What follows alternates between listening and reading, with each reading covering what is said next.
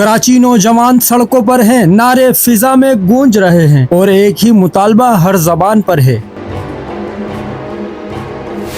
इंसाफ youth wing Karachi के ज़ेर-ए-तमाम release Imran Khan convention इस वक्त भरपूर अंदाज में जारी है। कराची डिवीजन के अहम रहनुमा मुंतखब अरकान असम्बली कारकुनान की बड़ी तादाद कन्वेंशन में मौजूद।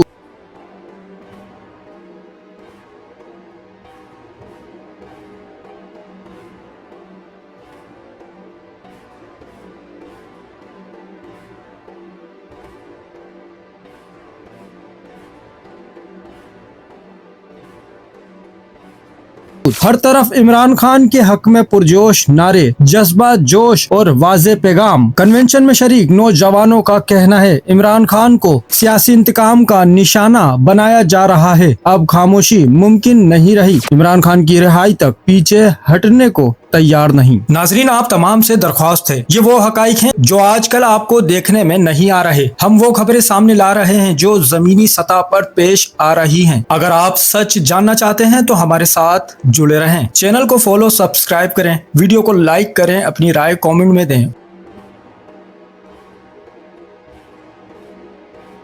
चैनल को सब्सक्राइब करें, फॉलो करें, वीडियो को लाइक और शेयर करें। शुक्रिया।